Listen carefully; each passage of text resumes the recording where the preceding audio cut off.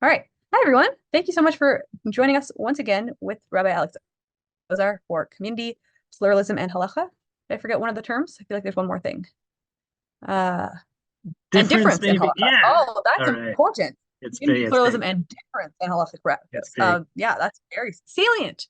Not the word I was looking for. Anyway, thank you so much for rejoining us.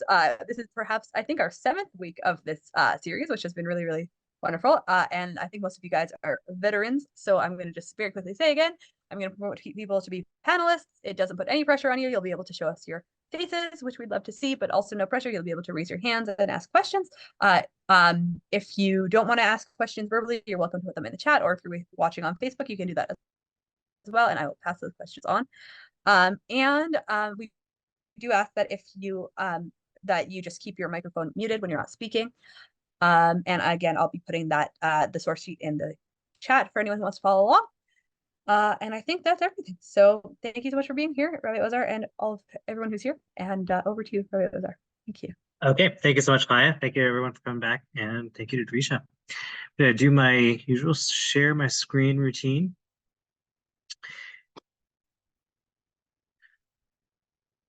All right. Oh, that was quick. Okay. So we've been going through building a halachic Talmudic vocabulary for constructing various forms of subjective personal charity with regard to those who are different from us, even those who are pointedly different from us. So 2 weeks ago, we said maybe, look, these people are sinners, apostates, public, flagrant Sabbath violators. But what does it mean to them? What's it about for them? And are they doing it in such a way which is intended to and actually is undermining the solidarity and cohesion of our community? And if not, and it reflects something personal, idiosyncratic, just something they're going through, or reflects some sort of other kind of communal identification that they're drawn to, but isn't meant to be really not an offense to our community's values and not meant to be actively undermining it, maybe we can regard them with some level of charity. And maybe we can at least hope for their continued inclusion. We include them on some basic level and then hope that we can draw them back, and we certainly don't need to push them away. We saw the Rambam's language that you have people who are merely followers of a deviant sect, even the Sadducees. It's one thing to have the first generation, the people who create these new views and draw new people away. We're actively starting a new trajectory away from our community's values and standards. So that's dangerous. That's subversive, and we need to punish those people and use the full force of communal anathema and ostracization. But the next generation, the followers, the people who are just attracted to what's in the air, you can't blame them. They're just following their own hearts and minds, and they're not trying to hurt anyone. And so maybe somehow we can maintain some kind of relation to them, even as they are distancing themselves, and make clear to them that we want them to come back and we're willing to reach out to them. And then last week we saw the most powerful single line in the history of these discussions that has set 1,000 ships of inclusion a sail out on the ocean, out to sail in the ocean. The phrase, which we saw, was taken out of context, or from a different context. The idea of the tinok shenishbel levein akum. You have a child who is abducted among the Gentiles, and the idea is that if you have somebody who simply is raised in an environment where they couldn't possibly have come to know the truth of God's dictates as manifest through the halakha, they can't be held to account for the fact that they don't observe halakha the way of Orthodox traditional rabbinic Judaism understands it, because they simply weren't raised that way, and so they had no way of knowing. And even if they come to learn about the way traditional halachic rabbinic Judaism sees things, there's no reason that they should give it credence. How are they supposed to know that that's true and the way they were raised is not true? They're just simply following the way they're following the practices in which they were raised.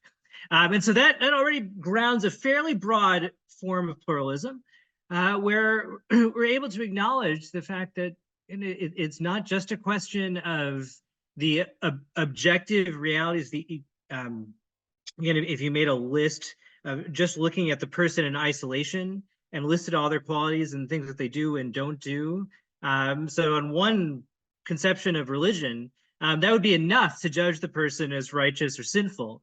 You just see, are they just, you go down the list and you check, and well, are they observing Shabbat? Are they observing Kashrut? They believe in the right things? And if the answer is no, they're on the outs. So the first thing we saw is that's not enough. We need to know about their relationship with the community and what this means for them. And then we saw last week, well, that it also depends on whether they have any reason, or put it positively, whether the practices that they actually do keep and the beliefs they actually do have, whether they have reason based on the way they were raised and the way they were acculturated to think that this is the right way to do Jewish life. And if it is, then from the traditional perspective, we'll still say that they're wrong, they're incorrect, they're even deviant, they're sinful, but subjectively, personally, in relation to them, we can see them as at least potentially righteous. And they're certainly a part of the community and people we want to be bringing in and including rather than pushing away. Today, and we saw last week also already very briefly, first, just the way that was invoked in the 19th century, at the beginning of the response, the Orthodox response to the Reform movement. And really, Orthodoxy becomes orthodoxy in response to this sudden wave, not so sudden, but this wave of massive change and revolution in the understanding of Jewish life. Whereas in the previous centuries, it had always been taken for granted that the rabbinic understanding of law as embodied in the Talmud and then later in the early commentaries and the Shulchan Aruch, that this is just the way Jewish law and life is supposed to go, and you either do it or you don't do it, but there's only one way it can possibly be. And then all of a sudden there were people who said, maybe we should do it differently. And so we saw Rabbi Yaakov Ettlinger, he's confronted with this question of what if somebody comes to shul? Can we count them in a minyan? They violate Shabbat flagrantly, openly. And he says, I'm just not sure. On the one hand, the codes seem to say, of course, a public Sabbath violator is out. And on the other hand, these are my friends, neighbors, it's my family. And I know these people, they're not, maybe some of them were, but many of them, most of them, are not doing it out of any kind of malice. They're not trying to hurt the community. They're just trying to do what they think is right. And they're trying to practice Judaism in accordance with their own convictions. And then he also says, which was remarkable, he said, and why do we say that Sabbath violators should be pushed out of the community? Well, it's because and why is like specifically Shabbat of all things, why that gets to be the emblem, like the thing that if you violate this, then you're on the outs, but like if you violate kashrut, it's not as big a deal. Well, Shabbat is taken to be a fundamental expression, or an expression of our fundamental conviction in God's having created the world. And this is taken to ground in the way it does in the Ten Commandments. It grounds the rest of our commitments and obligations to God and the covenant. And so it's going to be like at the foundation of Jewish belief. But he says, Rabbi Yaakov Ettlinger, like, wait, these people, on the one hand, they're violating Shabbos every single week, flagrantly. On the other hand, they sit down every Friday night and they make Kiddush with their families and they have a Shabbos dinner.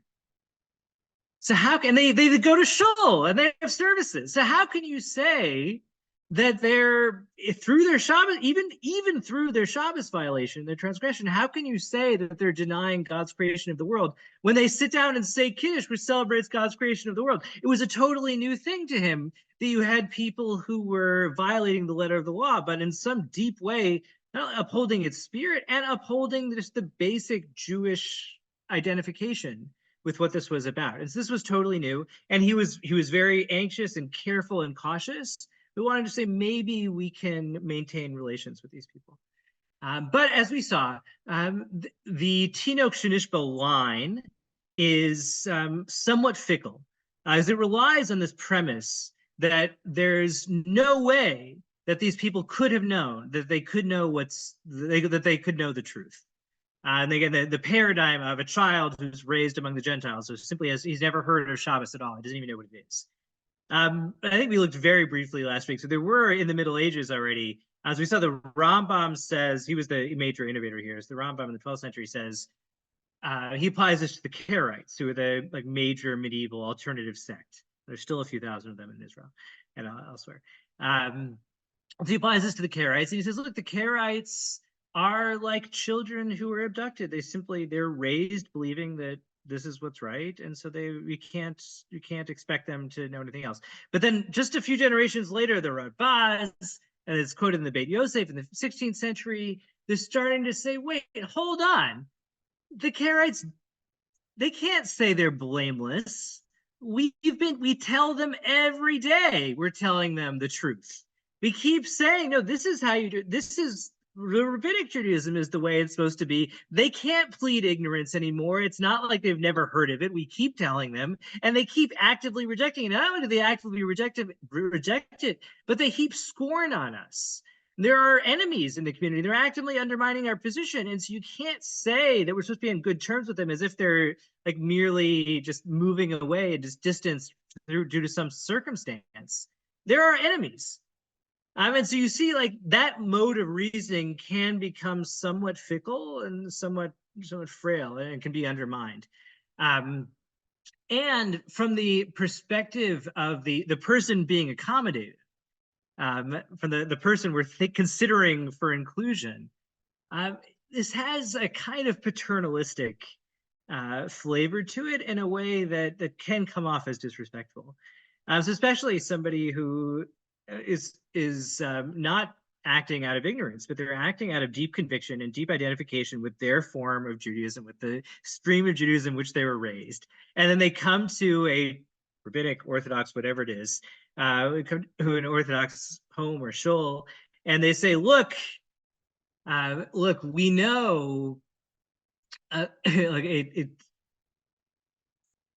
we understand you are a flagrant transgressor and a deviant and a heretic and apostate, but it's okay because it's like you were a child abducted among the Gentiles, and so you don't know any better. That's something, and they might appreciate it, but they also might find that very insulting. That, like, well, they might say, and it would be somewhat understandable to say, look, if those are the terms in which you're including me, I'm not interested. Or at least there would be some hurt involved. And so today I want to work through something. Also, this is always going to be problematic and always tense and difficult because we're talking about deep disagreements about things that matter deeply. And I want to put forward it's a related formulation that there's some genealogical continuity, but I think a much more powerful framework for thinking about inclusion, which will again have its limits. Any model will have its limits. And it should have its limits. And I want to work it through. And it comes from a figure named Rabbi Hershenson. Is one of my heroes. He was a major rabbinic figure in the late 19th, early 20th century. He was born in Sfat in Israel. And he achieved some measure of prominence there. And he's in Yerushalayim and publishing and a part of the scene there. But he's a little bit too liberal and open-minded for the rabbinic establishment in the early Yishuv was extremely Orthodox is one term, right-wing is another term. They were very, very strict in their application of their principles and very exclusivist, and they said it's going to be our way or we're not tolerating it. And he was a little bit too, so like Rav Kook was also starting to say maybe we should be friendly with the Zionists, maybe we should cooperate a little bit and try to build something, maybe we can see something good in what they're doing. And he gets driven out of Yerushalayim, but sticks around and goes to Yaffo. And despite the persecution he suffers, he manages to stick it out. Rav Chaim Hershenson flees and goes to America, where he becomes the chief rabbi of Hoboken, New Jersey, which was totally bonkers because you had this rabbinic prodigy, absolute genius, and just master of rabbinic literature. And he's in early 20th century America with no one who speaks his language, no real students. And so he's just sort of left alone in this crazy environment. But so he writes prolifically. He wrote 6 volumes of imagined responsa about what it would look like when we actually had a Jewish state in Israel and how the Halakha would adapt to it. One of those responsa that he wrote was an imagined question, but that was clearly based on reality. It's a very real question. Was given, especially in America, where the vast majority of Jews are not Shabbat observant. And many of them, a lot of them will go to shul on Shabbat morning, but then they go to work right after. A lot of them don't even bother going to shul. But then there's still their basic communal identification is with the traditional Orthodox shul, and they want to be a part of our communities, and they want to be a part of the Mizrahi organization. They want to be a part of it. And can we allow these people who are violating Shabbos week in and week out, can we allow them into our shuls and into our organizations? And so that was his question. He goes through a much more elaborate set of considerations we're going to do. We're going to look at one just particularly amazing line of argument. Okay. This is going to require a little bit of background and also just help us set up the, just continue to enrich our vocabulary in these issues. So we're going to start with the Rambam. So the Rambam's formulation, this is in Hilchot Tshuva, which winds up in its development, winds up dealing with just a number of fundamental questions of Jewish theology.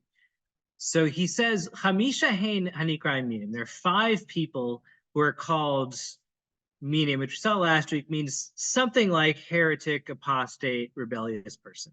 But it comes to have the connotation of intellectual deviance, where they believe the wrong things. This is true already in Chazal, and then if this becomes, in the Middle Ages, it becomes more official. Whereas originally may have meant something just like a deviant sect or just alternative sect of Judaism, or some people think it referred to Christians, some people think it didn't refer to Christians, unclear. But in the Rambam's world, it's about doctrine. It says, "Ha'omer she'ein sham Eloha ve'ein lo manhi." He says someone who denies the existence of God and someone who says that there's no one running the show. That's a mean. Ha'omer she'yesh manhi gavel hein shnaim o yoter. And someone who says that there is someone running the world, but there are 2 or more, a polytheist, atheist, polytheist. There's someone who says they're a monotheist, but they have a body, they're corporeal. And somebody say he's not primary, not first, and also somebody who worships the stars. And this we saw the mean last week. Remember, and this we saw in the Rambam's language was formalized, codified. That the mean is someone that we are meant to, the rabbinic language is moridin velo ma'alin. Not only do not rescue them from a pit if they've fallen in, but you should actively shove them into a pit. And the Rambam formalizes this is that every single person is under a standing obligation to carry out extrajudicial execution without due process when you meet such a person, because these kinds of heretics represent just a deep existential threat to our community, because they start talking to other people and spreading their views, and then sooner or later the entire edifice of the community falls, and then the entire covenant, our relationship with God, falls. And so we need to stamp this out at the beginning, kill these people. And so whereas a Sefer Torah written by a non-Jew is just not meant to be used, you put it away, but a Sefer Torah written by a mean, by this kind of heretic, you burn. And so the Rambam formalizing this in terms of doctrine was a really big deal. A major part of the Rambam's legacy, but then becomes a part of Jewish thinking more broadly. But anyway, so what we have is, we've spoken in this class primarily in terms of behavior, in terms of are you keeping Shabbos or not, or in what ways do you keep kashrut? But so here we're really dilating on the question of belief, conviction, which again has its roots in Chazal, in the Mishnah already, but becomes much more developed in the Medieval. The Ravid, Avram ibn Daud, writes a set of glosses on the Rambam's Mishnah Torah. A lot of people were very offended by the Rambam's Mishnah Torah. It's one of the earliest attempts at a comprehensive codification of Jewish law, and even in a way that seemed to suggest it could supplant the Talmud. He said, I'm going to take all of the freewheeling discursive text of the Talmud and condense it, crystallize it, and put forward just a digest that you can sit down and read, and that way you don't need to read the Talmud. The problem is that the Talmud is really hard to read and really hard to interpret, so a lot of his codifications were inevitably going to be contested. And then the fact that he put them forward as just a kind of dogmatic, this is what the Talmud says, without any indication that there was ambiguity or possibly other interpretations, this led to a great deal of offense. But one of the people who took a lot of offense was the Rabbi. And so his glosses get printed right on the text, right alongside the text of the Rambam in a standard Mishnah Torah. So on this passage, this is what he says. So the Rambam said that somebody who believes in God, and he believes that God is singular, but who believes that God has a body or has an image. So such a person is a mean, and again, is the person we should kill for this belief. Amar Avram, this is the Rabbi speaking. V'lama karlas amin, I don't understand why you call such a person a heretic. V'kama gedolim v'tovim imenu. There are many people who are greater and better than him, greater and better than the Rambam. He liked to use insulting language. Halchu b'zoa machshava. There were many greater and better people than the Rambam who held this view that God was corporeal. Lefi masha, and why did they hold that view? Lefi masha ra'u b'mikrot. Because you read the Torah, you read scripture, and it would appear that God has an arm which he can outstretch. It would appear that God seems to have passions and emotions just like people do. Sometimes it even seems like maybe God is depicted as an old man with a beard. Like, it really seems like God has a body. Maybe a different kind of body, maybe a supernal body, and something angelic, but like maybe it's up somewhere high up in the firmament, but appears that God has a body and sits on a throne that flies around in a chariot. And then you read rabbinic literature, and it goes wild with depictions of God, and God wears tefillin, and God does all kinds of things that presuppose that God is corporeal. And he says, look, there are a lot of, so the Rabbi is clear, he thinks this is wrong and wrong-headed. That people who come to this view, they're making a deep mistake, and they're led astray by these canonical texts. But he says, you cannot blame somebody who comes to this view of God's corporeality if they come to it on account of having their loyal, faithful reading of the Torah. If that's how they came to this view, then who are you, the Rambam, to say that these are people we should want to kill and certainly want to exclude and push out of our community and to label to anathematize them.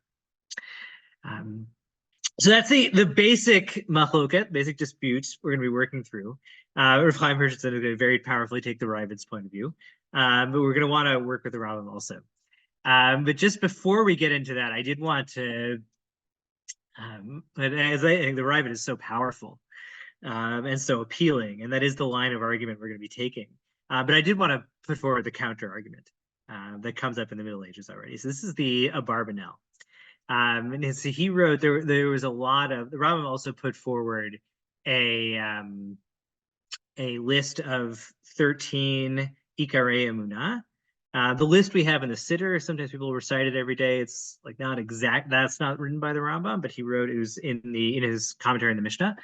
And more or less, the Rambam's articulation of the 13 basic principles of faith becomes canonical and accepted.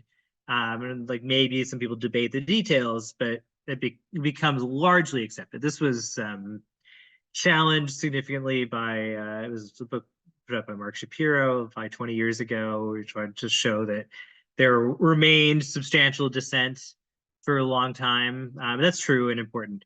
But again, for the average Jew, the Rambam's list became canonical. But there were a lot of it. It did spawn a large literature of people debating.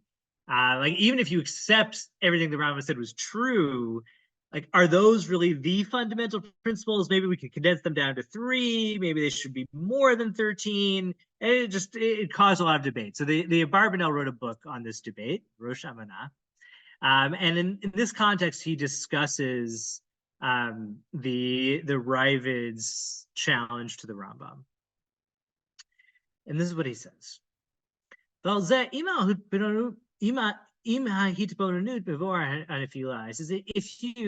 the more you think about this, he says, if you follow the Ravid's mode of reasoning all the way through, then you see it leads to its own downfall. or it leads to our downfall. You can't accept this if you think about it, really. Because according to his view, kol hakofer bikar lo kavana, that would mean that anybody who denies any fundamental principle, if they do it unintentionally, then they still merit the world to come, and they're still Jews in good standing. But then, even Christian belief. What's a Christian doing? A Christian is just reading the Torah, they're reading scripture, and they just come to a drastically different interpretation of what it means. They think that it means what they think it means. Oh, I just messed up the text here. Are we not going to say that Christians are heretics? That can't be. We can't say that's part of the legitimate plurality of Jewish belief. And he said, if we followed this view, then it would be possible that you could have somebody who believed in none of the fundamental principles and had shared none of the emunah Torah. They believed in none of the principles of faith. And they wouldn't be called a heretic. How could you say that? Below kofer and not a denier is the other major term. They've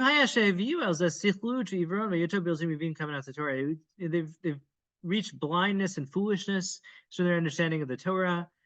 And all of these beliefs and this idea that people simply aren't held to account for their false beliefs as long as they're sincere. He says that our faith in the Torah, our Torah faith cannot suffer this view.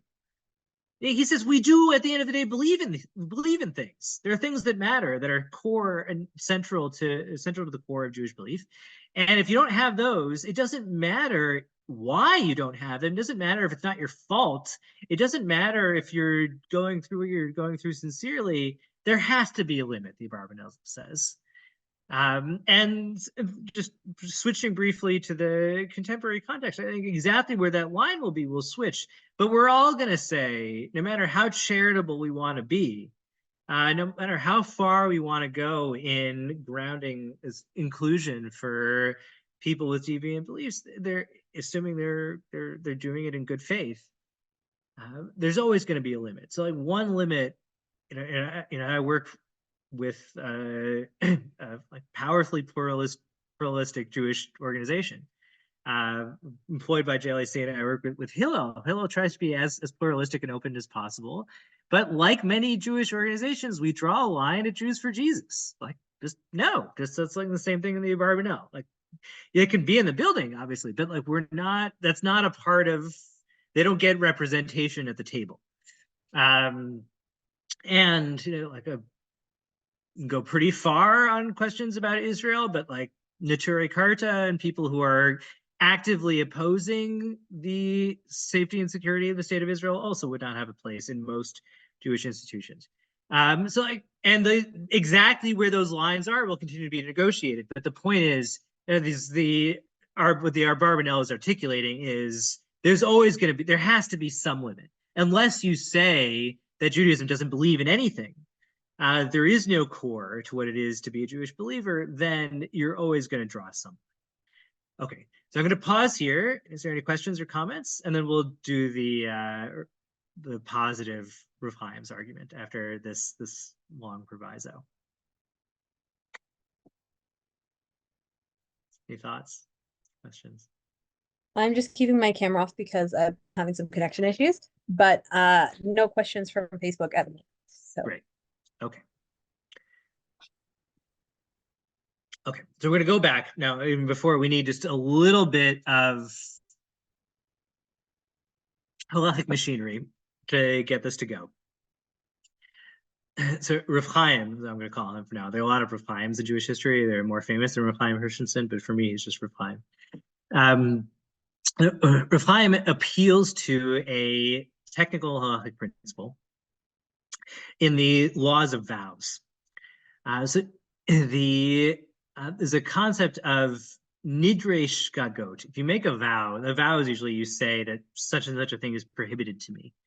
And then if you do it based on false, on mistaken premises, then then the vow, you're not held to the vow. It's considered just null and void without any further intervention. So if I say, that orange is prohibited to me, but then I get closer and realize it's actually an apple, then it's not prohibited to me because I thought it was an orange or an apple. Or if I say, was there other examples? I say, given that such and such a thing happened, this thing is prohibited to me, but it turned out the thing didn't happen. So or I got mad at somebody and I said, because they betrayed me and so they can't get any benefit from my estate. But then it turned out they didn't betray me. I was mistaken. So then it's just considered null. You simply made a mistake. In that context, the Gemara says, we're going to do, there are a couple versions of this. We're just going to do one. So it says this applies to shvuot also. Shvuah is a slightly different kind of oath. Usually you swear that something is, either you commit to doing something or not doing something, or you swear that something is true. So Amar Mar, Adam b'shvuah pratla anus. He says if you take an oath that such and such is true, and you were under compulsion, you were forced to do it. So there's a different category of nidrei onsin, which is an interesting thing where like you're forced by a public official to take an oath. Like they'll confiscate all your property unless you take an oath that it's all sacred or something like that. This is a different concept. So heichi dami, what's the case of an oath that you take under compulsion? And because it's taken under compulsion, you're not held to the oath. Kidarab kahana b'Rab Asi. It's like the story that once happened. Kihavu kaimu mikame de Rav. They were learning with Rav, their teacher. Mar Amar Shvuah, and then later in the day, Rav had gone home. Rav went to take a siesta, and the two students were arguing about what their teacher had said. The Mar Amar Shvuah to Dahachi Amar Rav. One of them said, "I take an oath that Rav said this." And Mar Amar Shvuah to Dahachi Amar Rav. And the other student said, "I take an oath that Rav said this." And they contradicted each other. They couldn't agree, and they each took oaths saying that their version was right. Hiyasu Kame du Rav Amar Kichad Mina. They went back to Rav, and he said, no, it was like person A. And amazingly, the Gemara doesn't say who was right. It just says either Rav Kahana or Rav Asi was right. But I think it's part of the literary flair here that it doesn't say. Amar le idach. And so the other one says, Ba'ana b'shikra ishtavai? Does that mean that I swore falsely? And taking a false oath in rabbinic culture is a really big deal. They think that this really shakes the foundation of the cosmos and puts you in really deep trouble if you took a false oath. And he's terrified. Did I take a false oath in saying that this is what you said when it turned out I was wrong? Amar le, he says, no. Libach anasach. He says, your heart compelled you. It's an amazing formulation. Because you thought you were right. You did it sincerely. And not only did you think you were right, but this was in the context of passionately committed learning. And you're not just some casual student. You were trying with every fiber of your being to correctly understand and appreciate and then pass on what I had taught you. And you made an honest mistake. But it was in the context of your attempt to articulate faithfully my teaching that you made that mistake. And so because the process was right and what you were trying, your heart was in the right place, what you were trying to do. And so there's that it's just, we want to give you credit for this and certainly don't want to fault you for this because you were trying to do the right thing. But also you're just saying, look, and the rabbis have a very almost like agonal, almost militaristic conception of Torah learning. Where you're meant to be getting into deep, passionate arguments with your chavruta. And he's saying you were trying so hard to get to the truth and to get to what I really taught. And you dug in because you thought you were standing for what's right. And you got into the heat of the argument. And so your heart got carried away with thinking that this was true. And again, because that's what I want you to do. I don't want you to be 1% less sincere, 1% less passionate and energetic in trying to get to the truth in your Torah learning. So I want you to go over the top, and I want you to be taking oaths that I said what I said, even though you're taking a risk. Because that's the way the base medrash works. That's how Torah study works. And so you were doing the right thing, and you made an honest mistake, but we can't blame you for it. Maybe even we'll praise you for it. You were doing it. Okay, so you can already see where this is going. So this is what Rav Chaim does. So he says, look, because he's going through in his Tshuva, remember, it's about, can we include Sabbath violators in our communities? And he says, look, there are different kinds of Sabbath. There are people who do it totally knowingly. There are people who violate like full D'oraita forms of Malacha, people who do merely rabbinic forms of Malacha. And there are people who do it, they go to shul in the morning, people who don't go to shul in the morning. There are different versions. He says, look, there are a lot of people who are, they're good people. They're Baalei Midot Yesharot, and they love their nation, Ohavei Amam. And they do everything to help the Jewish people. They're really committed members of the community. But the Or HaGadol Shel Hamadim Hikam B'Sanvarim, the great light of the sciences, blinded them. The Lo Ra'u Nechocha, and they can't see what's in front of them. Metoim B'Kama Ikrim Mikrei Torah Machshava Ma'aseh, and they've made mistakes with many fundamental things. V'tum Levav Ovrim Al Averot Kalot V'Chamarot V'Dvarim Amdim Rumash Yisrael. And in the innocence of their heart, they violate, they transgress small and great matters that are at the heights of up in the firmament of the Jewish religion. Okay, so first he just says, look, these are good people, they're good Jews, they're committed, they want to do what's right. They've been blinded. And so we should react with some generosity and charity. And then this is the move I love. When it comes to learning and thinking, he says it's well known what the Ravid says, which we all in this room now know. The Ravid says that somebody who makes a mistake on account of their reading of scripture is not only are they not a heretic, but they're Gam Gadol V'Tov. They can be, remember he said these people are greater and better than the Rambam. These can be great Jews, not just acceptable Jews. Be good Jews, excellent Jews. It wasn't out of any wickedness of his heart. And all of his greatness as a Jew is still there. And he goes into some of the just literary history there a little bit.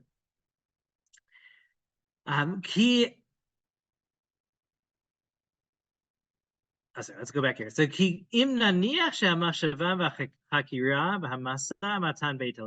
we would say that the work of thought, the work of reflection and analysis, and the back and forth, the masa matan, in the process of learning, if that could make somebody who errs into a min va'apikoros, that could make you a heretic, because in the course of your learning you came to the wrong view. Lo shavakta chai l'kol chacham v'chol ker. You would have left no life, you would have left no possibility for any wise person doing the work of reflection and analysis. Why? Truth in its truthfulness, in its fullness. Lo ba ela rak acharei hachakira v'hadrisha. It's a good moment for a drisha class. The only way you ever get to the truth in its fullness, the emet la'amito, is after Hakira udrisha, analysis and searching is drisha, seeking after the truth. Uvareshita hakir, but that presupposes that at the beginning of this work, in the beginning of learning, kol adam kozev v'toeh, they're liars and they're in error until they get to the truth. That's the structure of learning, is that when you start learning, you don't know, and you start working through thinking, if we want you to understand, and we could make you, and this is, it's like good progressive education, or we could make you memorize and just repeat by rote the fundamentals of faith. This is certainly part of a good education. Right? We make you just do that. And then you'll never make any mistakes because you just repeat it. And if you make a mistake, we whack you on the wrist and you're good to go. But if we want you to actually understand it, if we want you to appreciate it and have it and maybe even develop the tradition and learn more about it. And if you're the Rambam trying to articulate these things, we have the benefit of the condensation of the Rambam's 13 principles, just postdates the Rambam even. But the Rambam didn't have that. The Rambam had to do a lot of work, and he read a lot of Aristotle, and he did a lot of thinking and analysis. And Chaim says it's just obvious that in the course of that work, there were times when in the Rambam's mind, he was entertaining views which the Rambam would later come to say are heretical. The Rambam himself is doing this work of getting into this deep philosophical reasoning. Before even the Rambam didn't get to the truth immediately, the snap of his fingers. It took time. He had to work through different views and try different formulations and then refine them again until he got to where he got. And so he says, you don't get to the truth immediately. And before he gets to the truth, before he decides this is the right formulation, 1 second before that, he was in error. And then only afterwards does he get to truth, because that is the way of seeking the truth. And what we want, if we want out of good Jews, if we're trying to raise good Jews and cultivate good Jews, we want them to be reflective, we want them to be thoughtful and trying to understand and develop their thinking. And that requires not just yediyah, but drisha, not just knowing, but the searching after knowledge. And he says that's what the Rambam means. And okay, so he spells that out a little bit. And then he says, just to finish off the frame here, the mitzvah Talmud Torah is actually really deep, he says. It's not just about philosophical matters. He says, with regard to the mitzvah to learn Torah in general. So he says, he quotes a teaching from the Talmud that you're supposed to split your day into 3. You should spend a third of your day on Mikra, on scripture, a third of your day on Mishnah, and a third of your day on Talmud. So Mishnah is the canonical text we have, but it's like very condensed. Just this is the law, Rabbi Meir says this, Rabbi Yehuda says that. And Talmud is the effort to both reconcile the conflicting data among the Mishnayot and to understand the underlying reasoning behind the Mishnayot, and then to further develop and articulate the principles underlying the Mishnayot. So the Rambam says that, and he endorses this view. You should spend a third of your day in scripture, a third of your day Torah Shabbat. Ushlish yavin v'yaskil achrit davar mereshito. The Rambam's formulation is you spend a third of your day trying to get to the end of a matter from its beginning. Meaning you take the first order data that just says the law is this is kosher, this is not kosher, you can do this on Shabbos, you can't do this on Shabbos. And you try to get to you take that as the end, and you try to derive it, to reconstruct the derivation from the first principles. Davar yotzi davar mi davar, and you infer, you derive one thing from another, and you engage in a process of progressive analogizing. We say, well, this case is like that case, which is like that case, and you develop and enrich the law. That process of analysis and reflection and development, articulation, is called Gemara, and that's how you should spend a third of your day. Zubli safek, kol asher hu dan u'medameh u'mekayim mitzvah Talmud Torah. Says anyone who goes through this process of just reflection and analogizing. Medamek means analogizing, can also mean imagining. Through the imaginative, open-ended process of learning, they are fulfilling the mitzvah of Talmud Torah. That's a third of the Talmud Torah regimen. Im shelo amad dine element, and that's true even if you haven't gotten to the truth yet. Even if it takes you got a 3-hour morning seder, and you don't get to the truth of the sugya until 10:15. So does that mean that you wasted the first 2 hours and 15 minutes? No, of course not. He says the first 2 hours and 15 minutes are just as valid, just as meaningful, just as as much a part of the Torah learning process as the subsequent 45 minutes, because the whole time you were trying to get to the truth. Is this the famous formulation? Even though we poskin like Beis Hillel, we follow them as the standard halacha. Those who Beit Shammai, those who disagreed with Beis Hillel, their views also matter. They were also Torah. They're part of the living word of God. Even somebody who's not gotten to the absolute truth yet, and they haven't figured out the halacha as it will be practiced, but they're still engaging in the learning of Torah.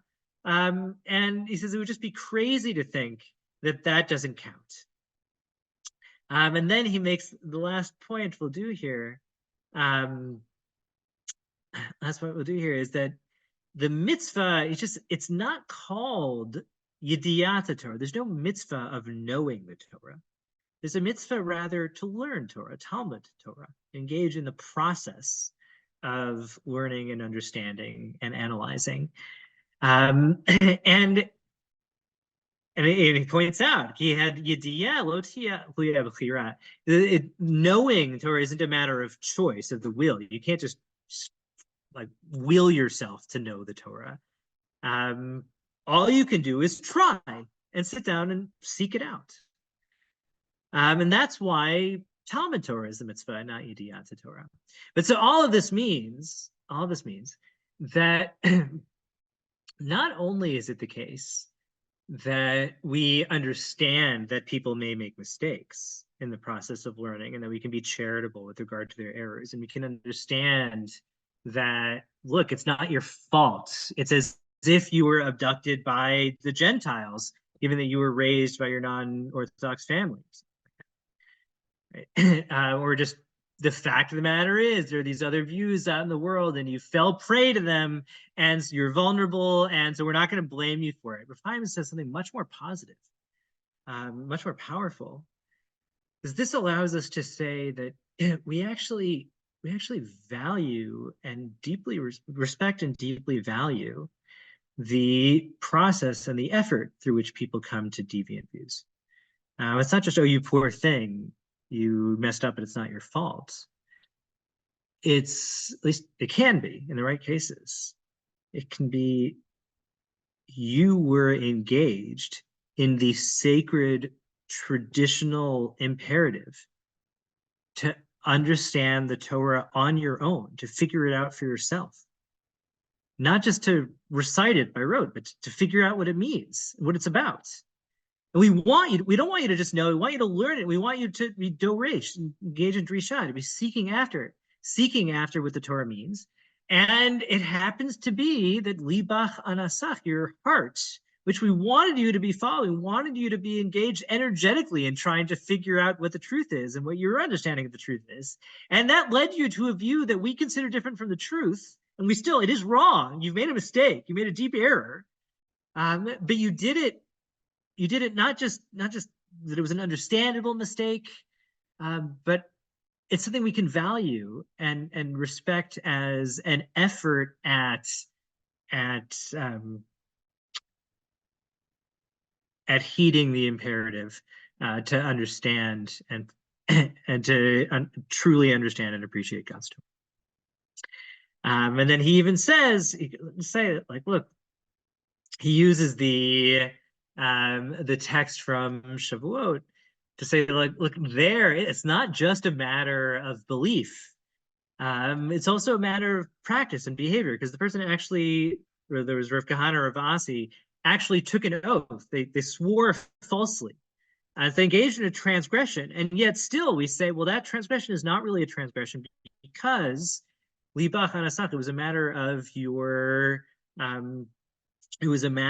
heart, your heart forcing you, meaning you were engaged in trying to seek out the truth and you came to this false conclusion, but we value the very fact that you were trying to get to what was right, and therefore we will not hold you to account for it. And so this, I find it as a framework, it's still, it's powerful in that, again, it allows us an open-ended spirit of inclusion and respect for diversity and diverse views and even diverse practices. It does so in a way which is at least somewhat less patronizing and paternalistic. It doesn't just say, oh, you poor thing, you screwed up, and it's completely not your fault, and you're not even an agent in the story. It's as if you were abducted. It gives them agency. It says this was something that you did and that we respect you for doing. But it still allows us to hold each other to account for an important vital norm. Because here we can say, look, I can accept that we disagree. I can even accept that you're wrong. But what I can ask and demand of you, and what you should be asking and demanding of me, is that we, in fact, are commit ourselves passionately, energetically, enthusiastically, endlessly, relentlessly to the process of Drisha. Are you really trying to seek out the truth? Are you really thinking critically and actively and in conversation with our traditional texts and masters, and trying to understand sincerely and energetically and intelligently with all of your resources and all of your soul, trying to get to what Judaism requires of us?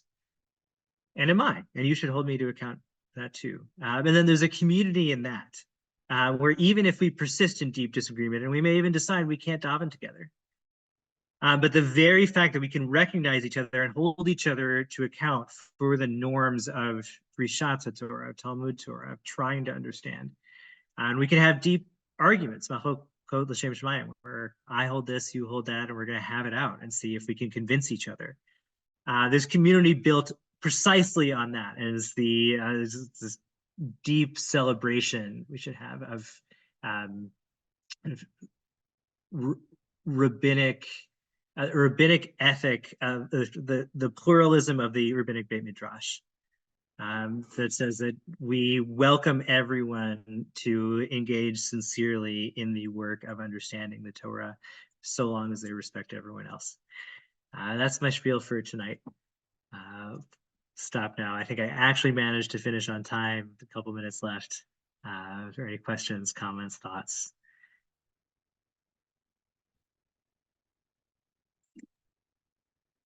Thank you so much, Rabbi Ozar. I'm going to take a moment. There are no questions on Facebook, but I'll just give it a minute in case there are any questions from anyone in the room who's maybe too, getting up their courage or something. And again, if anyone, courage is not a prerequisite for this class. If you want to put it in the chat, you're welcome to do that. You can even PM it to me. Confidentiality. I'm sure there are some very pressing and controversial questions. Sure. So let's just give it a minute. Just waiting on Facebook as well.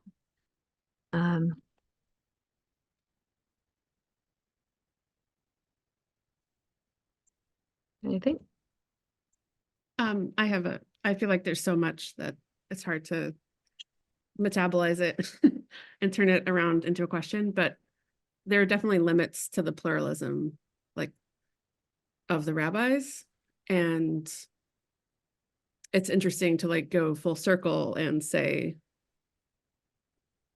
like, oh, if you're engaged in this in a genuine way, it's like makloket l'shem shamayim. But we started out like with these categories where they're just no, like you can't move past them. So anyway, it's sort of half baked. Yeah, no, totally. I mean, I set that up. I did that very intentionally. As I said, it's like, and I brought that up, Barbanel, say like there are always going to be limits. It's never going to be fully open-ended. And what you're going to wind up saying is that, look, no sincere person could be a part of this base measures community and come to that view. And as I'm saying, like, I think those lines will be dynamic. It'll be at certain points in history or in certain communities in certain places, it will be possible to come to a certain set of views sincerely and as a natural part of Rishon. And there'll be other places where these things are just off the table and there's just no way. And part of that will just be the overall intellectual environment with the vocabulary, conceptual structures available. And part of it will just be where the community is. And I think, well, next week we'll just to complete the picture, try to formulate just kind of a practical ethic. So like we've done the last few weeks, just kind of high theory of how to conceptualize and moving towards like forms of charity and generosity towards people who disagree with. But it's always going to be the case, like they're people who just don't get along with, and they're people who just don't do the things we should be. That we don't always have the opportunity for this kind of high level base measure style discussion. Just what do we do in those cases? And just a practical set of norms. Good, but thank you so much, Rachel. Yeah. Okay. If there are no other questions, I'm going to thank again, Rabbi Ozar. Thank you so much for learning and teaching us. And thank you to everyone who has joined us these past weeks. Tell your friends, we've got a few more weeks left. Rabbi Ozar, do you know how many weeks you still have to go? I think the next week is the last one. Oh, really? Wow. Okay, I didn't realize that. Wow, time flies. Okay. Yeah. So one more, and then we've got so many really exciting classes coming up. I'm not even sure they've all been announced yet, but stay tuned and check out our website, which I'm sure you all have.